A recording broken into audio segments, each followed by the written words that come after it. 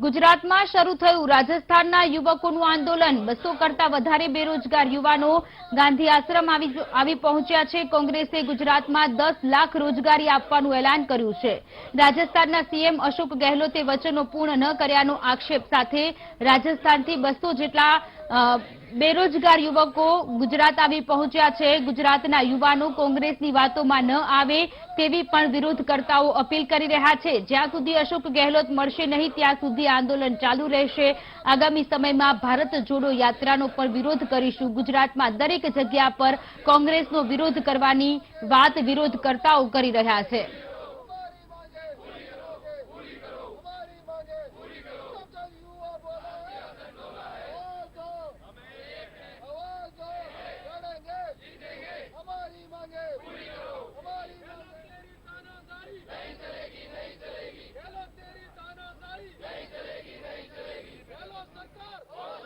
અંદર વધુ એક બેરોજગાર યુવાનો દ્વારા આંદોલન કરવામાં આવી રહ્યું છે, પરંતુ આ બેરોજગાર યુવાનો છે તે અમદાવાદ નહીં, ગુજરાત નહીં, પરંતુ રાજસ્થાનથી અહીંયા આંદોલન કરવા માટે આવ્યા છે। રાજસ્થાનના 200 કરતા પણ વધારે યુવાનો અહીંયા ગાંધી આશ્રમ ખાતે ભેગા થયા છે અને ત્યાં આંદોલન કરી રહ્યા છે। ગઈકાલે દેખાવો કરવા માટે, વિરોધ પ્રદર્શન કરવા માટે કોંગ્રેસ ભવન પહોંચ્યા હતા અને ત્યારબાદ તેમની અટકાયત કરવામાં આવી હતી અને મોડી રાત્રે તેમને છોડવામાં આવ્યા હતા।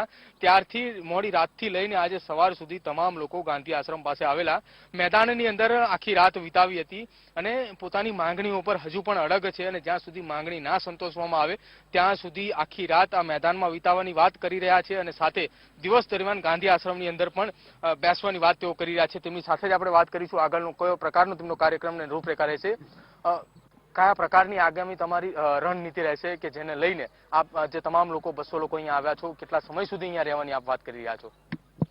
आगे की रणनीति हमारी यही है कि हम राजस्थान नहीं जाएंगे जब तक मुख्यमंत्री अशोक गहलोत जी से हमारे तमाम भर्तियों के प्रतिनिधिमंडल की वार्ता नहीं हो जाए, उनकी समस्या का हल नहीं हो जाए।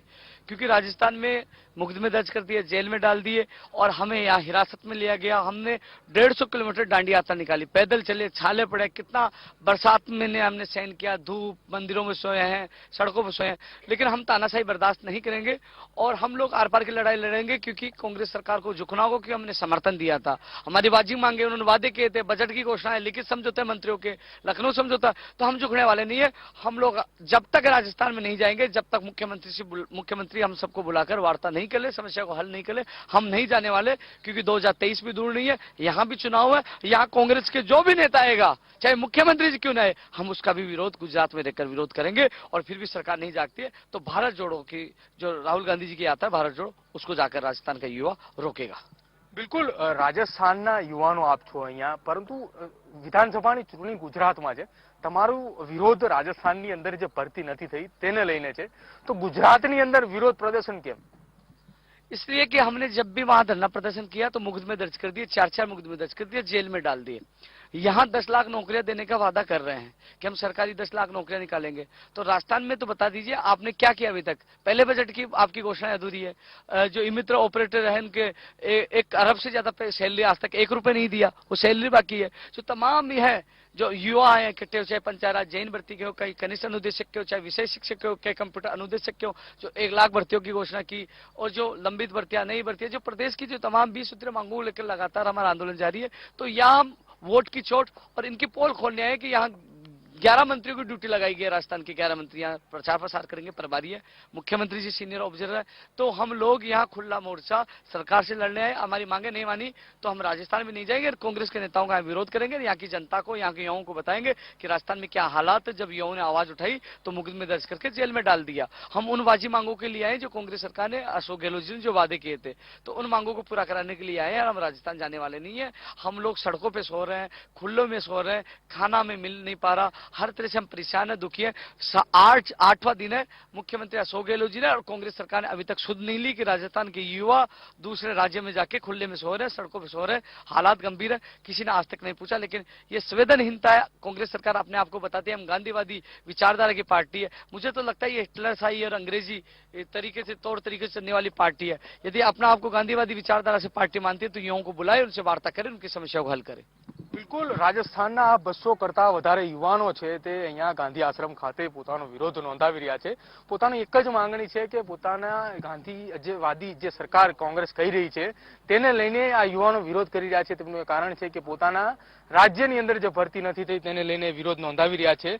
સાથે ગુજરાતની અંદર વિધાનસભાની ચૂંટણી આવી રહી છે અને ગુજરાતના યુવાનો જે કોંગ્રેસે આપેલા જે વચનો છે તેની અંદર સાથે ના ભેળવાય તેવી પણ તેમને વાત કરી છે કે કોંગ્રેસ વચન આપે છે પરંતુ કામ નથી કરતી તેવું પણ તેમનું કહેવું છે અને ગુજરાતની જનતાને જાગૃત કરવા માટે આ રાજસ્થાનથી 200 જેટલા યુવાનો ગુજરાત પહોંચી રહ્યા છે.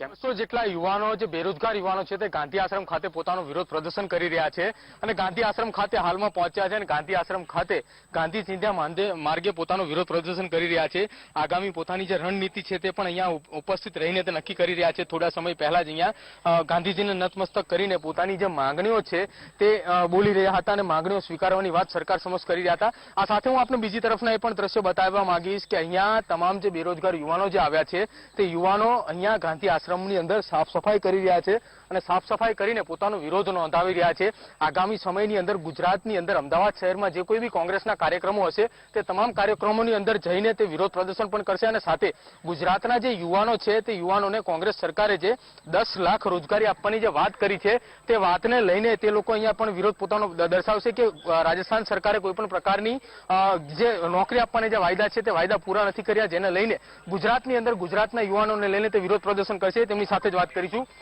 તમારી કઈ માંગણીઓ છે અને કઈ માંગણીઓને લઈને તમે રાજસ્થાનથી અહીંયા વિરોધ પ્રદર્શન કરવા માટે આવ્યા છો? हम राजस्थान से यहाँ विरोध प्रदर्शन करने आए हैं कांग्रेस सरकार का, क्योंकि जो ये तमाम किसान पुत्र हैं, सभी जो युवा है किसान पुत्र हैं, किसानों के बच्चे हैं और ये पढ़ाई कर रहे हैं, तो इनको सरकार मतलब भर्तियां लंबित है, भर्तियां नहीं निकाल रही और यहाँ पे आके सरकार कह रही है कि हम रोजगार इतने को रोजगार देंगे. तो राजस्थान में रोजगार देते तो यहाँ हम दांडी यात्रा नहीं निकालते. तो हम सरकार से ये गुहार करना चाहते हैं कि हम गांधी जी के पद चिन्हों पे चल के, गांधी जी के रास्ते पे चल के पालनपुर से कांग्रेस कार्यालय तक दांडी यात्रा निकाली. कल हमें को हिरासत में लिया गया, लेकिन हम वही गांधी जी के पद चिन्हों पे चल के अभी साबरमती आश्रम आए हैं और यहाँ साफ सफाई की जा रही है और श्रमदान करना है. બિલકુલ ગઈકાલે પાલનપુરથી અહીંયા અમદાવાદ ગાંધી આશ્રમ ખાતે આવ્યા હતા. કોંગ્રેસ કાર્યાલય સુધી દાંડી યાત્રા કરી હતી અને ત્યારબાદ કોંગ્રેસ કાર્યાલય ખાતે વિરોધ પ્રદર્શન કર્યું હતું અને તેમની અટકાયત પણ કરવામાં આવી હતી. ત્યારબાદ અત્યારે તે તમામ જે યુવાનો છે તે ગાંધી આશ્રમ ખાતે પહોંચ્યા છે અને સાફ સફાઈનું કામ પણ હાથ ધરવામાં આવ્યું છે. પોતાને જે અન્યાય થયો છે રાજસ્થાનની અંદર તેને લઈને અહીંયા તે પહોંચ્યા છે. અન્ય યુવાનો પણ છે, આપણે તેમની સાથે પણ વાત કરવાનો પ્રયત્ન કરીશું અને જે તમામ યુવાનોને જે બેરોજગાર જે યુવાનો છે તેમની સાથે વાત કરવાનો પ્રયત્ન કરીશું. રાજસ્થાન સરકારના વિરોધમાં ગુજરાતની અંદર આપ વિરોધ કેમ કરી રહ્યા છો? રાજસ્થાન સરકારનો વિરોધ આપ ગુજરાતમાં કેમ કરી રહ્યા છો? सर हम यहाँ पालनपुर से यहाँ तक दांडी तक 150 किलोमीटर की यात्रा करके आए हैं. हमारी कुछ एक मांगे हैं जिसमें भूपेन भाई साहब ने जैसे बताया 21 सूत्री मांगे हमारी. उनमें प्रमुख 5 मांगे हैं जिनके कैंडिडेट हमारे साथ हैं. उनमें से प्रमुख मांग हमारी कंप्यूटर अनुदेशक भर्ती थी, जिसमें क्या 10,000 पदों के लिए जो भर्ती निकाली गई थी उसमें सिर्फ 6,000 पद भरे जाएंगे, बाकी 4,000 पद खाली है. तो हमारी मांग है कि उसमें शिथिलता देके वो सारे पद भरे जाएं, क्योंकि बेरोजगारी के इस आलम में राजस्थान ही क्या पूरे देश में इस बेरोजगारी में अगर 10 पोस्ट भी निकालते हैं तो उसके लिए भी लाखों युवा फॉर्म डालते हैं. हमारे 10,000 सीटों में से आधी सीटें खाली रहेंगी, ये पहला मुद्दा है. दूसरे हमारे मित्र भाई बंधु हैं उनका मुद्दा है. तीसरा जेएन की जो भर्ती बजट घोषणाओं की गई थी उनका अभी तक कोई ठौर ठिकाना नहीं है. चौथी और भी भाई बंधु 2-3 और है. बाकी विशेष शिक्षकों की जो भर्तियां निकाली गई थी बजट में उनका भी मतलब अभी तक कोई ठिकाना नहीं है, क्योंकि अभी इलेक्शन आने वाले, फिर सरकार भूल जाएगी, फिर अगले 4-5 साल के लिए जाएगी. तो हमारी तमाम मांगों के लिए हम यहाँ पे आए हैं और हमारे साथी यहीं पे रह रहे हैं, सड़कों पे सो रहे हैं. यात्रा की हमने कल हम कांग्रेस कार्यालय के बाहर गए थे, जहाँ से हमको पुलिस, ये सब आपको पता ही है कैसे क्या. બિલકુલ ઈ મિત્રી જે રાજસ્થાનની અંદર જે કર્મચારીઓ છે તે પણ અહીંયા હાજર છે. તમારી કઈ માંગણીઓ છે જેને લઈને તમે રાજસ્થાનથી અહીંયા ગુજરાતમાં રાજસ્થાન સરકારનો વિરોધ કરવા માટે આવ્યા છો? दांडी यात्रा के माध्यम से हम राजस्थान सरकार को एक संदेश देना चाहते हैं. हम राजस्थान प्रदेश की हर ग्राम पंचायत मुख्यालय पे राजीव गांधी जी का एक सपना था कि लोगों को एक डिजिटल माध्यम से लोगों को तमाम प्रकार की जो योजनाएं उनका जन कल्याण के माध्यम से लोगों को दिया जाए, उसका माध्यम हमारे को ई मित्र प्लस ऑपरेटर को बनाया गया। राजस्थान प्रदेश की 11,000 11,500 ग्राम पंचायतों पे हमारे को ई मित्र प्लस ऑपरेटर के रूप में नियुक्त किया गया। हर पंचायत में हमारा एक ई मित्र प्लस ऑपरेटर है। 8 वर्षों से हम बिना मानदेय के, बिना पैसे के काम कर रहे हैं। सरकार से कई बार हम आग्रह करें कि हमारा को मानदेय दिया जाए, मानदेय दिया जाए, किंतु सरकार हमें किसी तरह का मानदेय नहीं दे रही है। 8 तारीख से 8 वर्षों से हम बिना मानदेय के काम कर रहे हैं। सरकार हमारे पे बार बार काम करने के लिए दबाव बनाती है। जिस तरह एक सरकारी कर्मचारी कार्य करता है, उसी तरह सरकार हमारे को बिना मानदेय, बिना पारिश्रम के बड़े बड़े ऑर्डर्स निकालती है। अगर उस ऑर्डर की पालना नहीं करते तो हमें हटाने की धमकियां देती है। और इससे तो ज्यादा क्या होगा, 1 लाख सैलरी वाला, अगर राजस्थान की बात करें कि 1 लाख सैलरी वाला या जो IAS होता है, वो भी, उसकी भी बायोमेट्रिक नहीं लगती है। लेकिन हमारे जिसको कोई 1 रुपया मेहनताना का, पारिश्रमिक या मानदेय या तनख्वाह का नहीं मिलता है, अटेंडेंस बायोमेट्रिक लगवाई जाती है। बायोमेट्रिक अटेंडेंस अगर नहीं लगाते तो पेनल्टी लगाई जाती है। ऐसे में सरकार हमें रोजगार तो देना दूर की बात है, हमें मान देना दूर की बात है, हमारा मेहनताना देना दूर की बात है। हमारा इतना शोषण हो रहा है कि 2018 में सरकार ने एक छोटा सा ऊंट के मुंह में जीरा, मात्र 1,000 रुपए का ऑर्डर 2018 में निकाला कि इनको एक पारितोषिक के रूप में दिया जाएगा ई मित्र प्लस ऑपरेटर को। किंतु आज तक 5 साल निकल गए, उसकी कोई अनुपालना नहीं हुई है, 1 रुपया नहीं मिला है। ऐसे में हमारे जो 1,000 रुपया का जो ऑर्डर निकला वो 66 करोड़ रुपए के लगभग बन गया। ऐसे हमारे जो कई तरह के सरकारी कैंप लगते हैं, उस सरकारी कैंप में ड्यूटी लगाई जाती है, हमारी कर्मचारी की तरह ड्यूटी लगाई जाती है। सुबह 9 बजे से लेकर के शाम को 5:30-6 बजे तक हम लोग वहां मौजूद रहते, हम काम करते, जन सेवा करते, तमाम प्रकार की सरकारी जो जन कल्याण कार्यालय।